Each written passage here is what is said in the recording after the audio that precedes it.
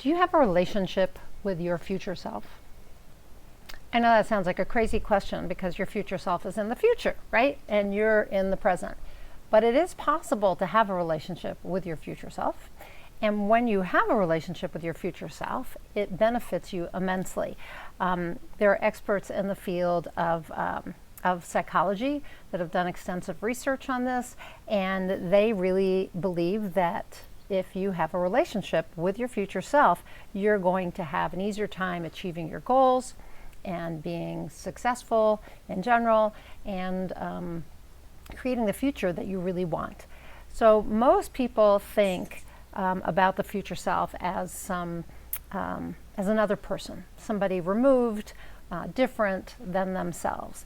And to a great extent, that's a good thing, because if your future self is not you here in the present, it has the ability to offer you different perspective, right? On your life, to give you an objective view of your life now, and it can actually advise you on how to become your future self, because your future self is really this, like, your best self. It's you 1, 3, 5, 10, 20 years down the road, right, who's already achieved all the things you want to achieve, who has the health, has the success, has the relationships, has the money, all those things that you want. That's your future self, right? And so if they've already achieved that, from their perspective, they can look back and tell you how they achieved it. And that gives you information on who you need to be right now, what you need to do to have what you want, right? It's kind of been there and done that, and achieved your current aspirations. So asking your future self how to create that gives you a roadmap, right? Now, although seeing your future self as separate is good, the more psychologically connected you are to your future self, the better. When you see your future self as you, different or removed because it's in the future, but as you, then, in 3, 5, 10 years, right, then you actually treat yourself differently in the present, right? This is a key thing here. So your future self is you out there, but it's you. It's not somebody different, it's you. They're removed from you because they're in the future and you're in the present, right? But it is you. And when you can realize that and be psychologically connected, then it's like you can see that everything you're doing now is an investment in your future self, right? If you are saving for retirement or losing weight, it's an investment in your future self. Does that make sense? So everything you're doing now helps your future self become your future self, right? It is this other part of you that has already achieved that. But the more you do here, the more you impact that future self. So it is this investment that you make in the present for the future. So again, the choices you're making here, I'm just trying to think this through for you. The choices that you're making now are that investment, right? Does that make sense? You invest in health, happiness, success of your future self. So it's a forward way of living. If I do this now, it impacts my future self, right? So I do this in the present to impact my future self. But my future self has already got it all, but I still have to be doing things here in the present to help my future self. But my future self can tell me what I need to do and have because it already has it. It's kind of this dichotomy. I don't know, it's a hard thing to grasp, but it is you and it's not you. It's removed and different, separate, but it is you, just you in the future, okay? So every time you do something that helps you become that future self, that moves you towards that identity, okay? You're investing in the future and in your future self. So if you decide to start exercising, like I said, and get in shape, that's an investment that creates a healthy and fit future self. If you choose to spend an hour a day writing a book, that's an investment that's going to create a future self who is an author. So the two are just integrally connected, right? Because you are one and the same, just one's in the present and one's in the future. Now, most people have a vision for their future. It includes the idea of who we want to be, right? So recently, I was listening to the audio book by Dr. Daniel Gilbert. He's a psychologist. It's called Be Your Future Self Now. And I was just really intrigued with this whole topic because I talk so much about identity. So in his TED Talk called The Psychology of Your Future Self, Dr. Gilbert explains that most of us tend to think that the person we are today is the person we'll always be, and that's a fixed mindset. But if you ask somebody if they're going to be the same person 10 years from now, the average person is going to say no, that they're going to be different. So we realize that our personality, our skills, our values, our preferences, and even our identity will change over time, and that change is within our control.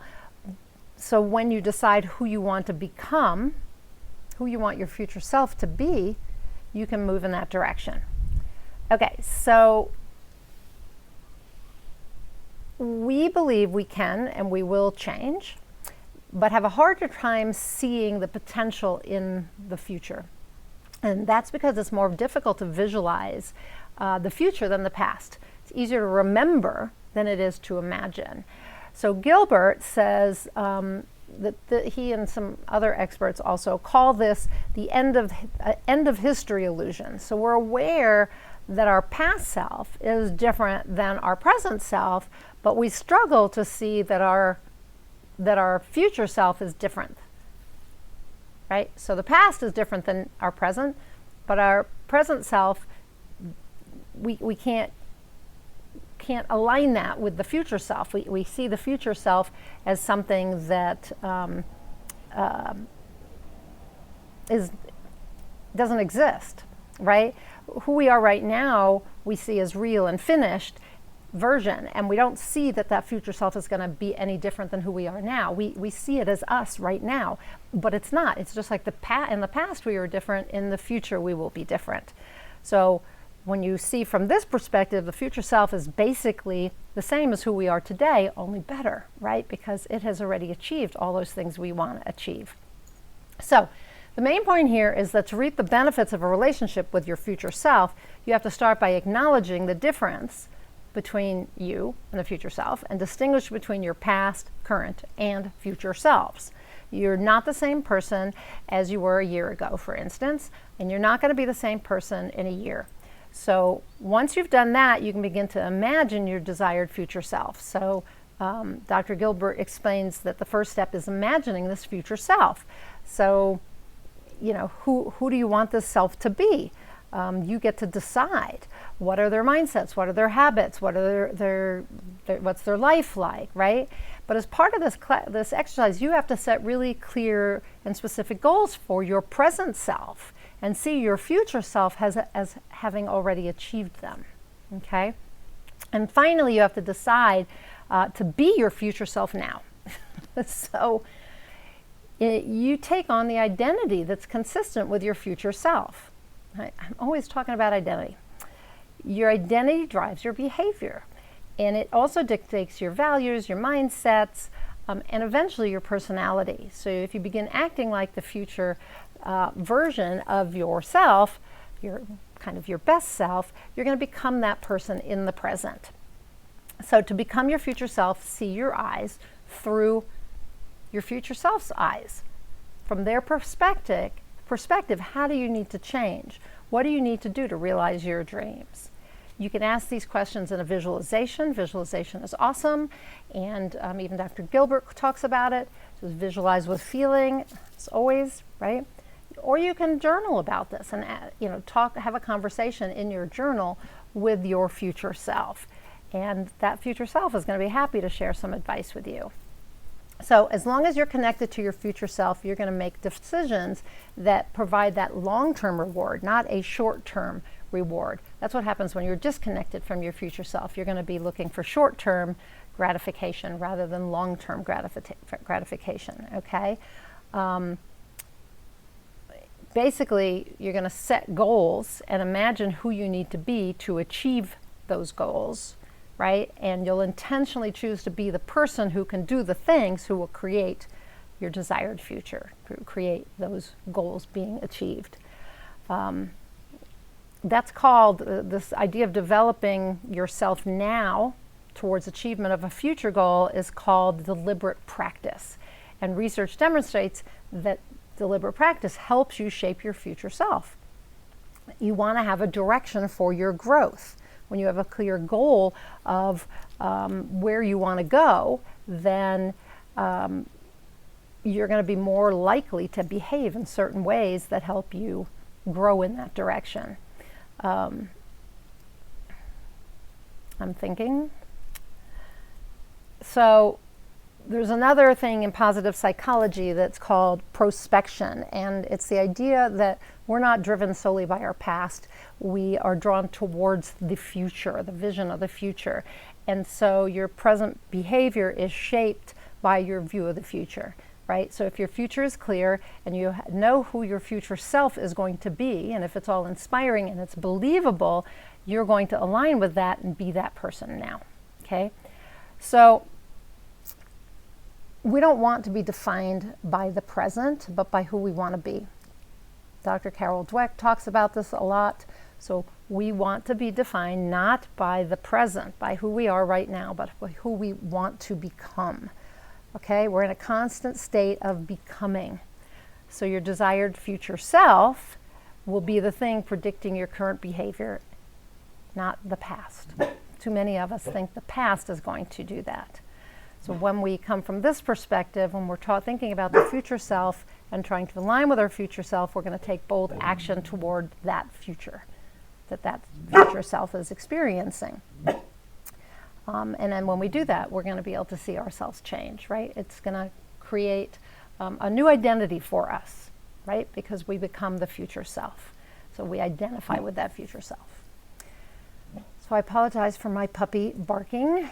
She has shown up here and has decided there's something interesting on the other side of the wall.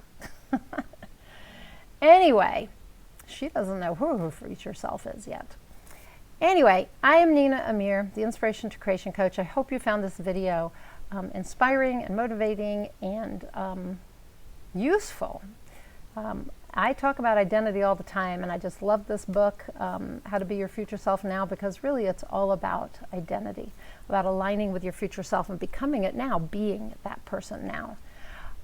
If you like this video, please watch some of my other YouTube videos, leave a comment down below, share, and consider joining the Inspired Creator community, because I talk there all the time about identity. It is a membership program, the Inspired Creator community, a very small community of people who are all interested in leveling up and becoming their future self. I offer certified high performance coaching there in a group format, which is world-class, science-backed, research proven personal growth. And I also offer my brand of personal and spiritual growth combined called Inspired Results Coaching, and I do Inspired Results trainings. So if you're interested in personal and spiritual growth in some esoteric topics, the Inspired Creator community might be just where you want to be. Inspired creators are combining their purpose and their passion and taking inspired action to create the inspired results they want, which is like creating your future self. Right? So if you're interested in that, click on the link above. I would love to have you in the community, and I'd be honored to work with you. Until I talk to you next time, step into your future self. And by doing that, achieve more inspired results.